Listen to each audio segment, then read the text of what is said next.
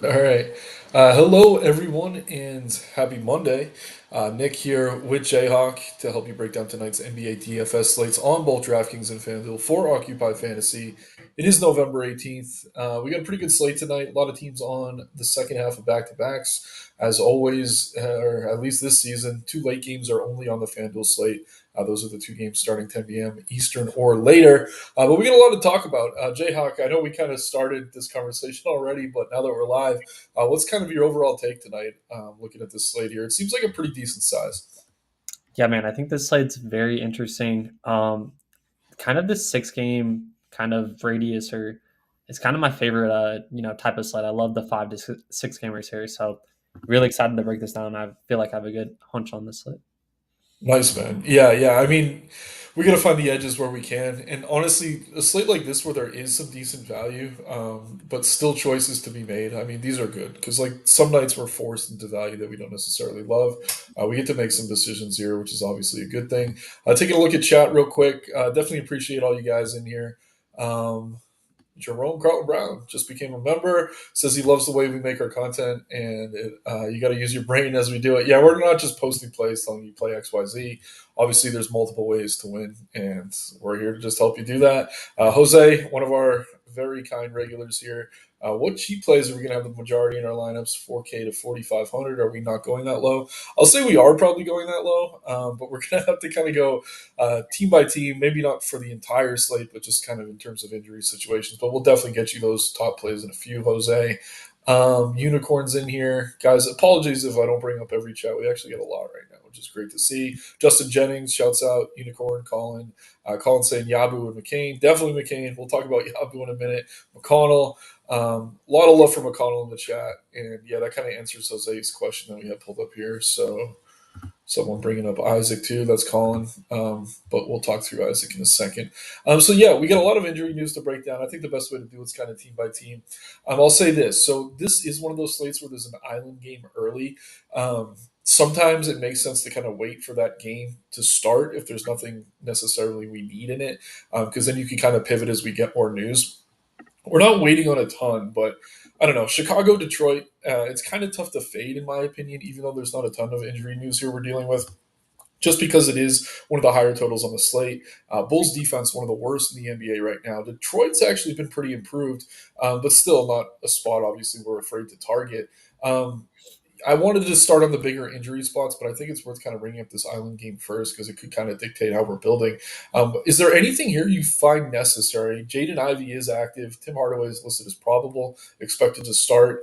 And then no real injury news for the Bulls. I will say this, though. Josh Giddey's been seeing his minutes reduced because he can't play defense. And that's kind of benefited both Kobe White and Zach LaVine. But yeah, nothing major here. Hardaway did miss some time, as did Ivy. We were playing a lot of Malik Beasley in their absence, but now that they're back, I mean, we can kind of approach these two teams as we normally would.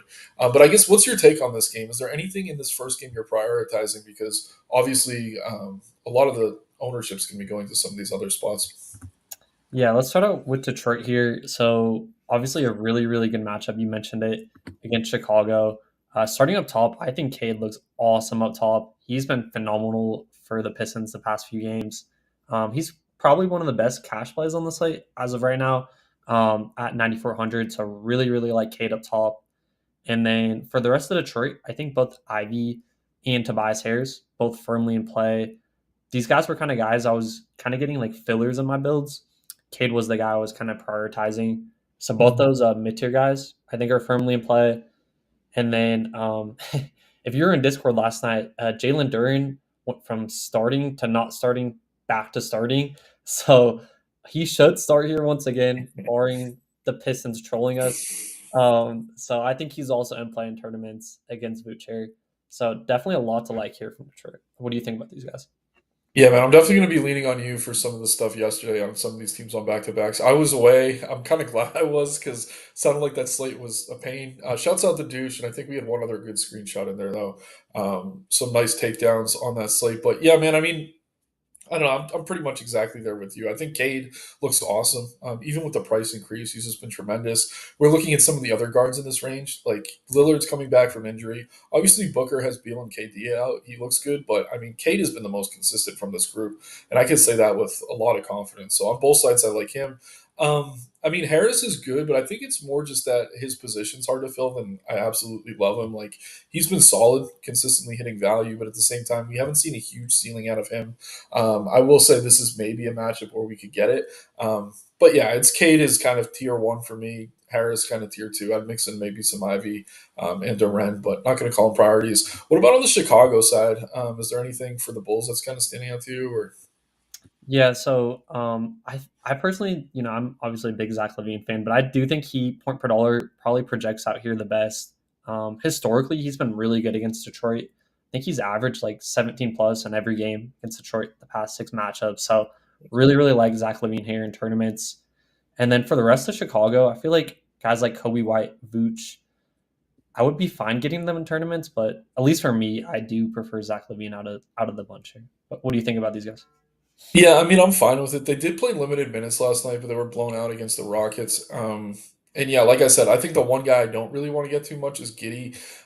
They've just been continuing to kind of decrease his minutes because he's kind of a hole on defense, and this team has a lot of scorers already, so he's not really playing to his strength. I still don't get that Caruso trade, what they were thinking, but that's a conversation for another day.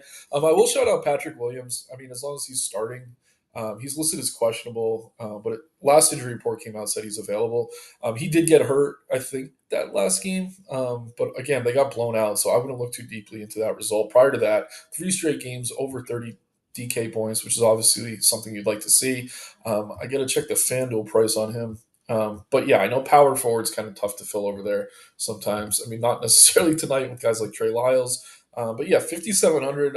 Can't really get to him on FanDuel. But on DK, I do think he's fine. But again, this is the early game. Excuse me. We're waiting on a little bit of news, but you're kind of fine to maybe just get some exposure to Cade, maybe some Levine, then just kind of move on. There's no just obvious slam kind of point per dollar value or anything like that in this first game. So let's talk about some of these situations where there is a lot of injury news, and I think the Pacers is probably a good place to start. Isaiah Jackson's already ruled out. No Andrew Nemhard. No Aaron Naismith. Ben Shepard out as well. Wiseman's obviously out with the Achilles, and then Miles Turner is listed as questionable. So if Turner's in, I think he's good. But as we discussed earlier before we went live, if he's out, I mean, they're also missing Jackson and Wiseman. So we're probably going to see Toppin and Jacare Walker play some minutes at the five. I mean, they could also slide Piasco Siakam down, or Piasco, Pascal Siakam down, threw an extra letter in there. But yeah, man, I mean, the Pacers look good, but the talking point has to be TJ McConnell, right? Because I don't think he's going to start here next to Halliburton, right? He's going to run that second unit. Um, but I mean, off the bench, 4,100, he's really a great fantasy point per minute producer. Um, I don't know. How much McConnell are you getting to? Field absolutely loves him, but I thought he'd be even more popular here. So I think I'm pretty comfortable at least matching this ownership right now. 36 on DK, 29 over on FanDuel. Yeah, man. Yeah, let's start right there with TJ. I think he's a great, pretty safe point per dollar play. You mentioned it. He's probably not going to start here, but I think the big piece of news is Ben Shepherd's out. He's been kind of getting the run without Nemhard here, so it should go a lot of it to McConnell here. So I do really like McConnell here at his price. And then yeah, for the rest of Indianapolis here, so there's two shoutouts. So if Turner sits, I think the chat's mentioned it. Jarris Walker is a very good producer. I think he's going to look really, really good either way, but especially if Turner sits, he's going to look a lot better. And then we were talking pre-stream. I think Obi Toppin may be a little bit underowned, particularly if Miles Turner sits. So that's another play I kind of want to monitor, barring that Turner is. Yeah, no, I'm totally with you, man. And I keep calling Jarris Jacare. I think I've had this conversation with you before. I think back to Jacare Souza, the UFC fighter, and whenever I see Jarris, my brain just scrambles that. But yeah, man, I think he's going to start here regardless of whether Turner's in or out. Obviously, a better play if we do get that news that Turner's out, but at the same time, probably going to drive up his ownership. I wouldn't be surprised to see Siakam start at the five here. He really hasn't been flashing much of a ceiling at all this season. But yeah, I mean, his price is way down now, and this is a good matchup against Podol. So I'm really liking Siakam here, regardless. But yeah, I'd say like as far as core plays go, it's definitely McConnell. Um, I've been playing a ton of Matherin. It absolutely burnt me the last stream I was on. I think he had his worst game of the season when I was like, I'm going heavy Matherin. If he dies, I die with him, and yeah, that was a terrible slate on the 15th. But he did bounce back yesterday. Had a really good game, so I'm fine going there. But yeah, I mean, all the starters look good. It's just this is the question we're going to get if we haven't already. How many Pacers is too many? Are you getting up to four or even five on DK? I think I'm comfortable playing four on FanDuel, but at the same time, I'm more comfortable if Turner's out. I'd probably prefer to keep it to three. I know it's been kind of a talking point in Discord. We have a few guys in there who are like, well, you don't know that you can get ceilings from so many guys on the same team, right? But when they have so many players out like there's four or five rotational pieces. I think the argument could be made to get more of them, especially in such a good matchup. So, is there a number that you'd limit it to? Are you comfortable getting to five on DK? As insane as that sounds. So yeah, so just to cover that kind of basis, so I think it kind of all determines on what their price is and how many you have. So typically, if I have like two value pieces and one spend it from the team, I'm totally fine with it. I usually try like on bigger slates to have around three, but it is a 6 game slate, so I guess I'd be fine with four, but I typically try to be around three on bigger slates. So I'd say no more than four personally, but that's just kind of my lean. Yeah, no, that makes perfect sense. A lot of discussion in the chat about a few plays the guys like. We'll get to all this stuff. I did see one question that was relevant.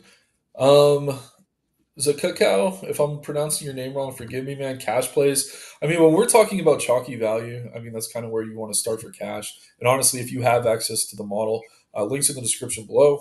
Just sort by ownership. And if you're kind of playing the higher owned plays, that's probably where you want to be going in cash games. If there's one or two you hear us kind of saying we think are maybe over owned, that's maybe where you want to be pivoting. But at the same time, I mean, the field is kind of building to optimize floor in cash games. We're looking for ceiling in tournaments. So usually the chalk is where you're going to start in cash, but that's just kind of a really high level overview on that. Colin definitely pumping up Cade. I mean, I like it. We already talked about him a bit. But yeah, man, I mean, I think I'm with you. Like, I don't know that I want more than three of these guys, Yeah. even on FanDuel, but like, I don't know. If Turner's out, it's like you definitely want Walker. You're going to have a ton of McConnell. And let's talk a little bit about Halliburton because his season was really kind of ugly to start. We knew he was kind of playing hurt. I missed some times, even with the Olympic team with injury and things like that. So he's been nursing a few things, but we have seen him kind of improve over his last few games, at least as far as the shot percentages are concerned. Making more of the threes, taking more of the threes, obviously good to see. The assists are never an issue with him. But where are you at on Halliburton here? Because the price is, I think, about where it should be. But when we start this conversation of how many Pacers is too many, I mean, it's really a conversation of do you want to play like Halliburton Siakam with this value because the value is kind of tough to get away from. Yeah, so Halliburton's kind of been the same trend for me all year. He just hasn't been the same player. You mentioned it; his assists have been, right at where they should be, but his ceiling, we haven't really seen it. So he's and kind of in my lineups, he's kind of getting pinched here up top. I Mm. mean, there's a bunch of like guys in the mid tier and up top that I really like tonight at spend up. So I think he's still fine, but we covered it. We like the value guys here. That's just kind of my lane. He's still fine to play, but he just gets pinched for me, man. What about you? What do you think about him?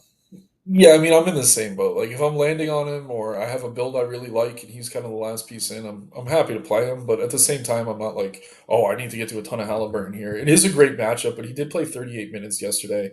I think he's 100% healthy, but it wouldn't shock me if maybe Carlisle shaved a few off of that, even with the short rotation. But yeah, I mean, he's not as popular as maybe he should be here. But at the same time, there's a lot of good payups on this slate. So I don't think we need to think too deeply about it. If you're getting to Halliburton, he's good.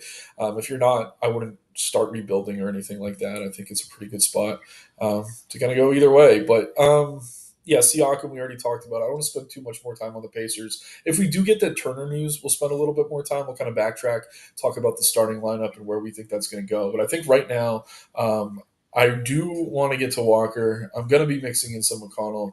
Um, And then yeah, Toppin, I think I'm only really going to play if Turner's out. But it sounds like you're about the same. Yeah, and then you mentioned Benedict. I think he's great play as well in the mid tier. So I think out of like the guys up top, I think out of Holly, Siakam, Matherin, I'd probably definitely go Matherin here at that price. Nice, man. Yeah, and I mean he is a little bit cheaper. Yeah, Obviously, we've seen what his floor is, but probably not gonna have to worry about that here too much against this Raptors team with a shortened rotation. On the Toronto side of things, I mean, pretty much what we've been dealing with. We can touch on it quickly though. No pun intended. Manuel quickly still out for them. No Scotty Barnes either. Bruce Brown. Kelly Olynyk, I keep forgetting he's even on this team. He's out. But yeah, we've seen some huge games out of Jakob Podol. I'm a little bit surprised he's not more popular here. I get that we have value centers we like. I get that he's center only. But yeah, man, he's got a ceiling here with the extra users with Barnes out, still no quickly, and if Turner's going to be out too, I mean this becomes a much better matchup for him. So yeah, I'm kind of shocked by the Podol ownership. I'm happy to get to RJ Barrett, even though he's pretty chalky. But what's your take on Toronto right now? yeah. So you covered it great here. I think Pirtle and Barrett both look really good in tournaments. They've just kind of been 1A 1B for them with quickly out here. So great matchup for Toronto. I think both those guys firmly in play. Barrett's coming in at almost 40% on FanDuel, which is honestly, I can't blame him. He had a great game last game, so I get it. But I do agree. I think Pirtle definitely coming in under owned here. I just think you mentioned it, like the mid tier is kind of getting pinched today. We saw that with Yeah. Howie. We're going to see that with Pirtle here. I think Pirtle's in a great spot for tournament, so really like that call there. Yeah, man, coming off two huge games. I mean, 50 points against Boston, that's no joke. Fantasy points, that is, but 35 real points, 12 boards. And then before that, I mean, career game against the Pistons, obviously a bit better of a matchup than this. But with Turner out, definitely comparable. So, yeah, I don't want to spend too much time on Toronto. We got some of these other injury situations to kind of tackle. One of them being the Philadelphia 76ers. So, yeah, Jared McCain looking like definitely a potential Rookie of the Year candidate. He's been excellent. Still no Tyrese Maxey. They do have Paul George available tonight, but I think there's more than enough usage for him with Embiid out of the lineup as well. And we did see McCain actually put up pretty solid numbers even with the rest of those starters in. No Maxey, but I mean with Embiid and Paul George. I know earlier it might have been Colin, might have been Power brought up Yabusele as a potential play here with Embiid out. They are calling up what's this guy's name here? Adam Bona, young center. I don't think he's been on the roster yet this season, but he got the call from the G League. No, he did play the other night, 17 minutes, about a fantasy point per minute against Cleveland, which is obviously a tough front court. But yeah, kind of a big athletic center, kind of raw in his abilities. I don't know that I can count on him for minutes, but maybe that cuts into someone like Yabusele. I will say Drummond's been terrible. They seem pretty eager to kind of cut ties with him sooner rather than later. But yeah, for me, man, I'm all over McCain here. So is the field, though. I like Paul George. Definitely more on FanDuel, where he's 1K cheaper than he is on DK. But other than the obvious McCain play, which I think is maybe the best piece of chalk on the slate, is there anything else from Philly you're really interested in? Oh man, got to shout out Jared McCain. Shout out YouTube here. He's making YouTube videos and bowling out on the court, so we love to see Nice. that for Jared McCain.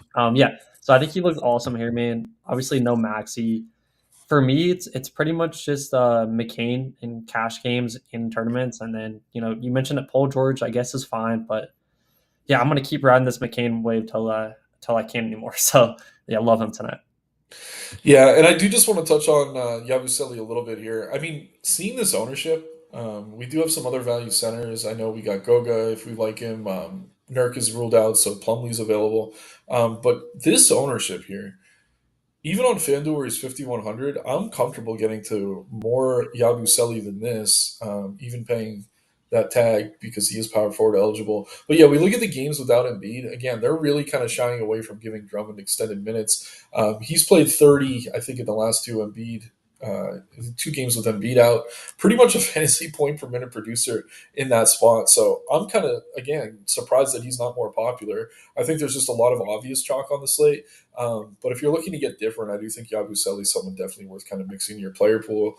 Do want to see that he's starting though, so just keep an eye on that.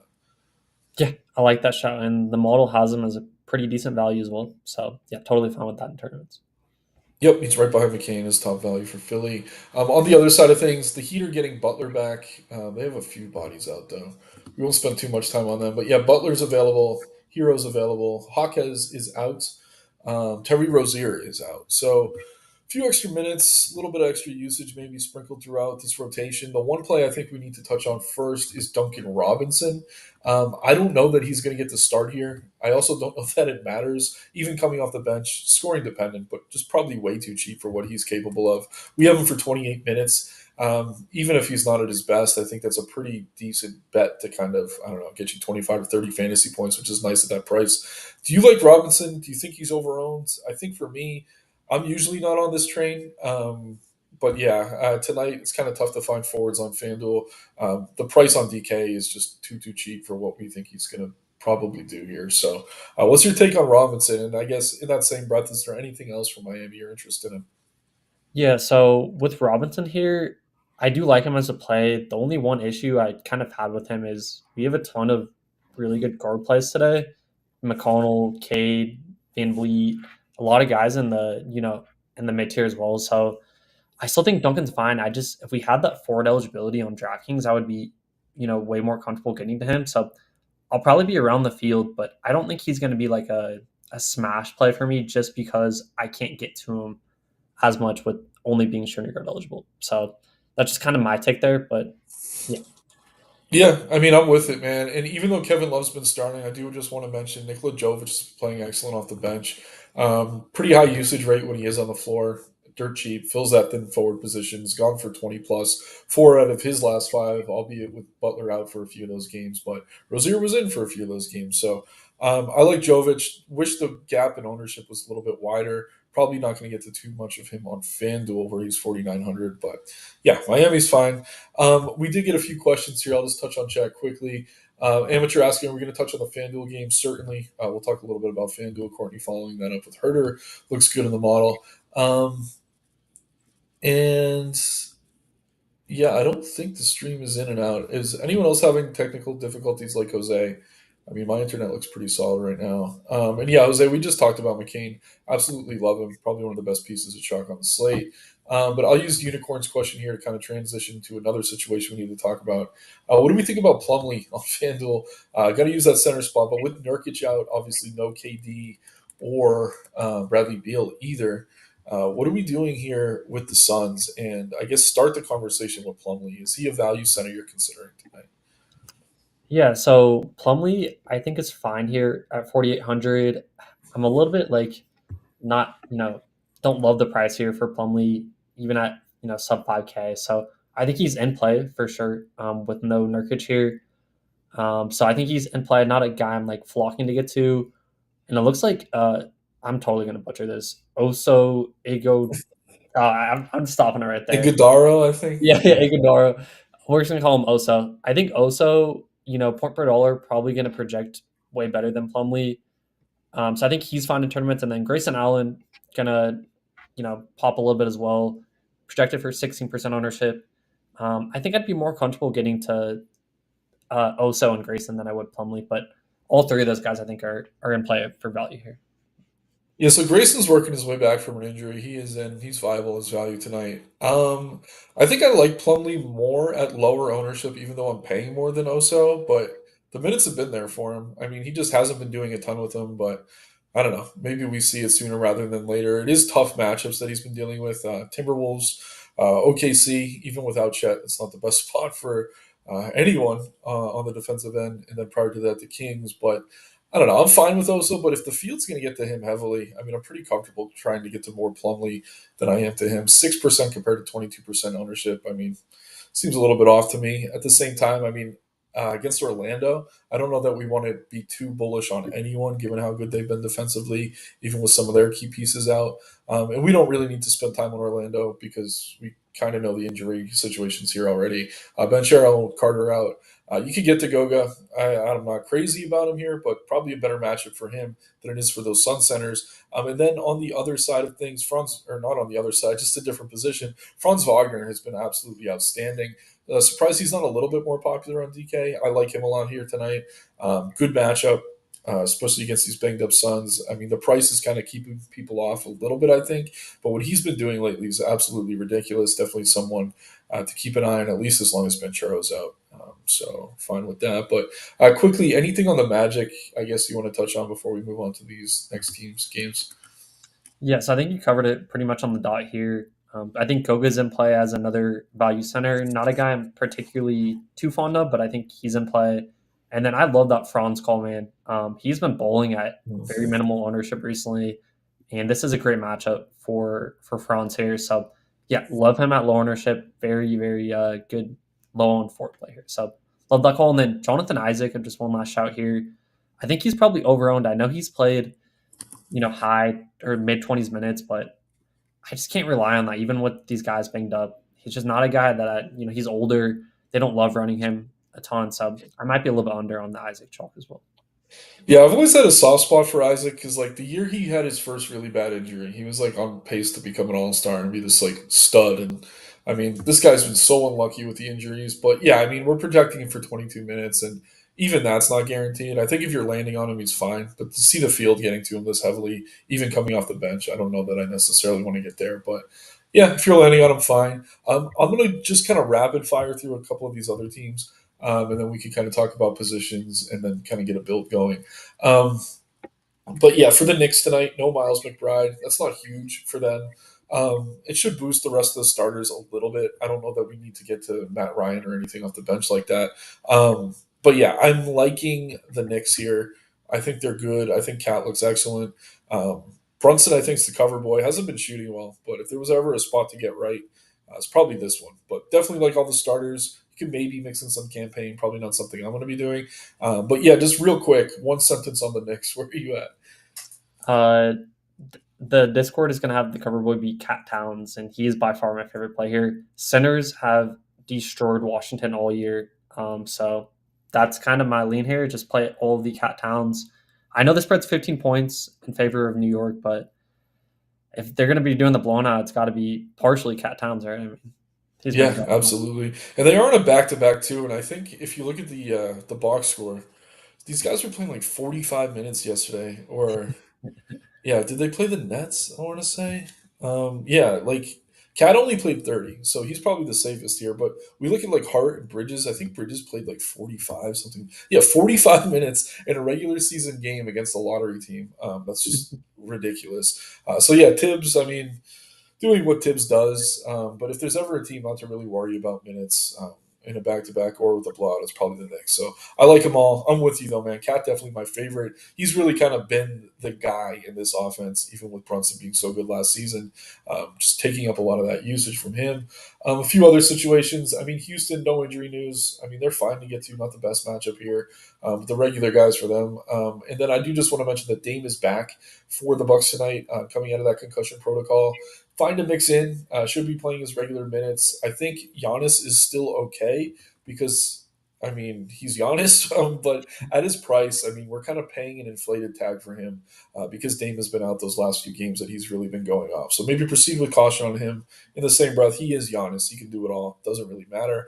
But it's enough for me to not be want to pay up for him too much tonight. Excuse me. And I think that's it, generally speaking, for the DK slate. I do just want to touch on a few things for the late games. The Kings, obviously, no DeRozan, no Sabonis either. If we're looking at the FanDuel main slate in the model, I mean, they're going to pop up as some of the more popular plays. The Aaron Fox is like close to a lock on FanDuel, in my opinion. Just been ridiculous with these guys out of the lineup, and it's an amazing matchup. If I'm eating any chalk here, it's probably him. Herder, price is up, still looks fine. I'm more comfortable getting away from him than I am Lyles or Murray or Fox. So I know you're more of a DK guy. Maybe you're playing the night slate, or maybe you got some FanDuel action tonight. But any hot takes on the Kings? I think it's pretty obvious. We're just going to get through a ton of Fox, right? Yeah, Fox obviously. Keegan Murray, I just want to shout him. I think it was the last slate they were on DraftKings. He shot horrific, really bad game. I think he's in a good bounce back spot here in tournaments. So I like Keegan, like Herder, obviously, and then yeah, that's kind of my top three there, and then Lyles as well. Yeah, I'm with it. I think there was that first Kings slate. People thought Alex Len was going to get a bunch of run. Just fading Alex Len was the move there. Lyles, they're very comfortable going small, and I think they will be too here against Atlanta. Nothing to really talk about with Atlanta right now. You could play Trey, you could play Johnson. They're both low owned. Not really all that interested. The Warriors, Steph Curry is questionable. Just want to bring that up. If he's out, obviously we'd have to be looking like pods, right? Like I haven't spent a ton of time on this game today, but if Curry's out, I mean, Heald, Pods, probably Moody maybe slides in Yep. the starting lineup. Wiggins, like every other starter would just see a huge, huge boost in usage. Um, I don't know. They're still favored on the road right now. I'm guessing Curry plays, but do you have any takes here on Golden State? Yeah, so I think you covered on the dot there. I think Pods would look a lot better. Buddy Hield, especially. The thing about Buddy Hield when Curry's out is he just chucks. Even if he misses half of them, he's just going to shoot. So, yeah, love Hield in tournaments if Curry's out. And then same thing with Pods. So, yeah, great call. Great calls there. Nice, man. Yeah, and we won't have that news for a while, so obviously make sure you have a plan if you're trying to play Curry or some of this Golden State value. Then on the other side of that one, not a ton to talk about in terms of injuries. I do just want to bring up that if Chris Dunn is still starting, I don't mind getting to him as value. Tends to go overlooked, especially with this being one of the late games. But yeah, as long as he's in the starting lineup, good enough player for me to want to get to. And this is a great spot for Zoo. Hasn't been all that great lately. There's other centers I'm probably prioritizing over him. So it sounds insane, but I think my favorite Clipper tonight is Chris Dunn. Just make sure he's starting. Let's see. Now let's get to some chat here, guys. I know we got a bunch of stuff coming through. Are we playing cat? Yeah, Colin. Jayhawk's favorite play, probably one of my favorite payups as well. Unicorn, we did touch on Plumlee a little bit. You got to use up that center spot. He looks good as long as he's starting. We already talked about McCain. Um, let's see. I don't know if you maybe have a better answer to this one than I do. Yeah. But yeah, I guess David S. This is a good question. I think it's worth taking a minute. What do you guys take into consideration when selecting satellite games to play? What makes a good or bad satellite to join or fade when starting out in NBA DFS with a small budget? I'll give my take first. I mean, I still look for kind of lower entry, single entry type stuff when I'm doing satellites. You just want to be playing the same cards, or not the same cards, but you want to be playing the same game essentially that your opponents are, right? So if you're throwing like one lineup into a satellite, there's no overlay, people are putting 20, 30 into it, and you only have one or two, like that's obviously a situation where you're playing from behind. But yeah, I mean, don't be afraid to chase big prizes in those. Like that's how you get your ROI. But if you're able, have your lineup reserved, your main lineup, and right before the slate locks, kind of scroll through and look for overlay. Like that's the best way to kind of find an edge. The contests that do have overlay tend to be those satellites that people are overlooking. I know on the site and also on the channel, if you search, I think there's a bunch of like evergreen strategy videos in terms of satellites and entering. I know Brian has, I think, an ebook about this exact thing. But really, I mean, we have so many guys in Discord who've built their entire bankrolls just through satellites and then working their way into bigger tournaments. I'm honestly like, I play a lot of single entry. I forget to do satellites sometimes, but it really is the way to go if you have kind of a small bankroll. But Jayhawk, any just take on satellites or any insider tips? I think just trying to scoop as much overlay as you can is usually the best move. But definitely don't be entering like 150 max contests if you're only playing a lineup or two. Yeah, I think you covered it right on the dot there. Shout out to Brian here. He is the satellite and ticket king. That's Yeah, pretty much what he built Occupy off of, is getting satellites, building tickets. But yeah, I pretty much agree. Look for overlay. Try to find satellites that you can only put in one lineup into, one max if you can. But yeah, pretty much you nail it on the head. Not too much to add there. nice. A couple things here. So Turner is out. We're going to talk about this in just a minute, and then Tillman here starting to make me panic a little. Embiid going through pregame warmups. Um, okay, let me check the last injury report. I thought he was already completely ruled out. Like Yeah. maybe he's just warming up, and yeah, he's listed as doubtful with an illness. I guess an illness could clear up, right? I don't know. I'm trying to find some official word on this because obviously that would change things. He's going through pregame warmups per Nick Nurse. Didn't change his status. Still doubtful. That tells me he's not doubtful at all. Um, I hate Nick Nurse. He's terrible at reporting injuries. Doesn't want to tell anyone when his guys are healthy. yeah, I'm just mad at Nick Nurse right now more than anything. But yeah, I guess we kind of have to backtrack some of the love for Jared McCain if Embiid is in. He will take some of that usage. I still think you could play McCain where he's priced. But yeah, man, I mean, what's your take there? Obviously, Yabusele wouldn't be playable anymore. I think we'd have to kind of cap our McCain level a little bit, though, right? Yeah, for sure, man. If Embiid plays, it's just less of a McCain's still going to shoot, but it's just less shot attempts potentially for McCain, so his upside's a little bit capped. So I think he's still fine even if he plays, but I don't know if I want to jam him like I was planning on going to if Embiid was going to be out. So Yeah, I'm totally with you. So thank you, Jacob, for shouting that out. I downloaded the 5:30 injury report. He was still doubtful. So again, I don't like you, Nick Nurse. You're a pain. Spaniard, I know we try not to predict blowouts. Are we worried about the Knicks game at all? I think Jayhawk kind of summed it up well earlier. First of all, this is a back-to-back for them. They could be a little bit tired. Maybe that keeps things close. But more so even than that, I mean, Tibbs runs these super tight rotations. Their sixth man, McBride, is out tonight. If they're blowing a team out, Towns especially is a guy who's probably still going to get his, I don't know, 50 to 60 fantasy points, even if it comes in three quarters. I'm not going to really worry about the blowout here personally. I don't know about you. yeah, and you mentioned it, Tibbs. Even when they're up by 20, will run his starters to the ground. So I'm not too worried. I think Washington can hang in there long enough. So that's kind of my take there. Nice, man. Yeah, and let's see. I'm going to refresh news. So with Turner out, I think rather than going position by position, I mean we've covered a lot of stuff. We'll still do our build at the end. If you guys have any specific questions, I don't know, certain price range, certain play you want us to talk about, feel free to just drop it in the chat. I'll try to get to everyone. But now we got to talk about Indy here because with Turner out, yeah, I mean Jay Walker. I can't pronounce his first name yet. Maybe after tonight I will when he helps us take down some contests. He looks great here now. Already did look great in my opinion. I'm a little bit disappointed because this 18%, 11%, probably going to double, maybe even triple. But yeah, he looks good. I feel a little bit better about the McConnell minutes. So just kind of reassuring what we already liked. But Obi Toppin now becomes really interesting. And I think even if they decide not to start him here, probably plays more than 20 minutes. Such a good matchup at his price. I think you want to get to some exposure. I like Siakam even more than I did now. He's someone I don't expect to see a huge bump in what he's going to see here on ownership on either site, but he's too cheap if he's going to be playing minutes at the five. And I'm not someone who really buys into much revenge narratives or anything like that, but he is back in front of that Toronto crowd tonight. So that's at least notable. Another reason to like maybe a little bit of Siakam. But yeah, man, what does this change for you for Indy? And I mean, it's pretty much what I said. I don't know that there's a ton to add. Starting lineups, let me ask you this. Who do you think starts? Do you think they go with Toppin? Or do you think they just put Siakam at the five and maybe, I don't know, who would slide in? Like Furby? Like, I guess maybe they need to start Toppin, even if they want Siakam at the five.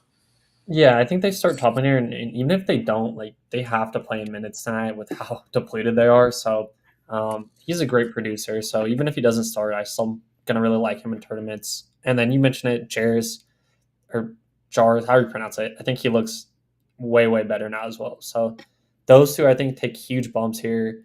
And then once again, I think Benedict Mathurin potentially takes even more shots here as well. So we always love that.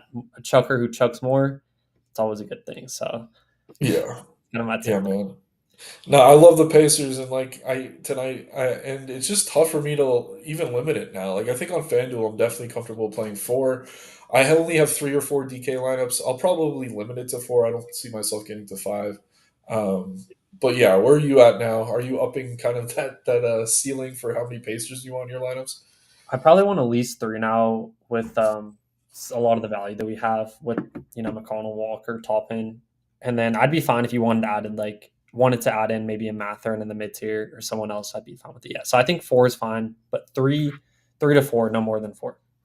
Yep, I'm with you. I think that makes sense. And I do just want to bring this up too because I don't think this is something we're going to see really change much. But Podol's matchup does get a lot better here. I was already talking about I liked him. I mean, I do prefer Cat if you can get to him at center, but you can play two centers on DK.